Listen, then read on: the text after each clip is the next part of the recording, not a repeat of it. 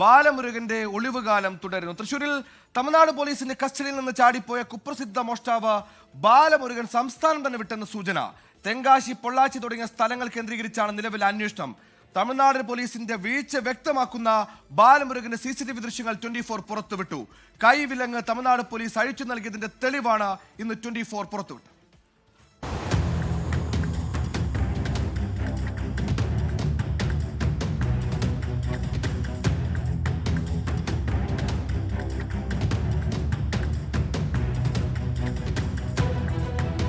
തൃശൂരിൽ നിന്ന് ബാലമുരുകൻ തമിഴ്നാട് പൊള്ളാച്ചിയിലേക്ക് കടന്നെന്നാണ് കേരള പോലീസിന്റെ സംശയം. പാലക്കാട് വഴി തമിഴ്നാട്ടിലേക്ക് ബാലമുരുകൻ കടന്നിട്ടുണ്ടാകാം.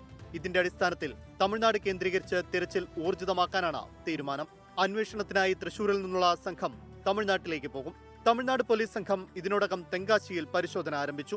അതേസമയം ബാലമുരുകന്റെ രക്ഷപ്പെടലിൽ തമിഴ്നാട് പോലീസിന് വീഴ്ച സംഭവിച്ചുവെന്ന് തെളിയിക്കുന്ന CCTV ദൃശ്യങ്ങൾ 24 ലഭിച്ചു.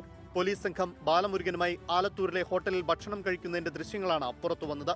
കൈവിലങ്ങില്ലാതെ ബാലമുരുകൻ സഞ്ചരിക്കുന്നത് ദൃശ്യങ്ങളിൽ വ്യക്തം.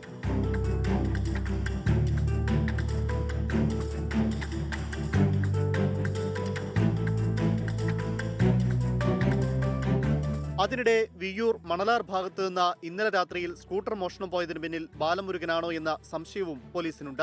മോഷണം നടന്ന വീട്ടിലും സമീപ പ്രദേശത്തും കേരള തമിഴ്നാട് പോലീസ് സംഘം പരിശോധന നടത്തി. പ്രദേശത്തെ CCTV ദൃശ്യങ്ങൾ കേന്ദ്രീകരിച്ചുള്ള അന്വേഷണവും പോലീസ് നടത്തുന്നുണ്ട്. ബാലമുരുകൻ തമിഴ്നാട്ടിലേക്ക് രക്ഷപ്പെട്ടിരിക്കാമെന്നുള്ള സംശയത്തിലാണ് നിലവിൽ പോലീസ് ഉള്ളത്. തെങ്കാശിയിൽ തമിഴ്നാട് പോലീസിന്റെ ഒരു സംഘം ഇതിനോടകം തന്നെ പരിശോധന നടത്തി കഴിഞ്ഞു. തമിഴ്നാട്ടിലെ മറ്റു പരിശോധനയ്ക്കായി തൃശൂരിൽ നിന്നുള്ള സംഘം ഉടനെ തമിഴ്നാട്ടിലേക്ക് തിരിക്കും. ക്യാമറ പേഴ്സൺ മണികണ്ഠനൊപ്പം റാഫി കരീം, 24 തൃശൂർ. ലോകത്തെവിടെയായാലും ഏത് സമയത്തും 24 വാർത്തകളും ഓഗ്മെന്റഡ് റിയാലിറ്റി പാക്കേജുകളും എക്സ്പ്ലെയിനറുകളും വിശദമായി കാണാൻ ഞങ്ങളുടെ YouTube ചാനൽ നിങ്ങൾക്ക് സബ്സ്ക്രൈബ് ചെയ്യാം.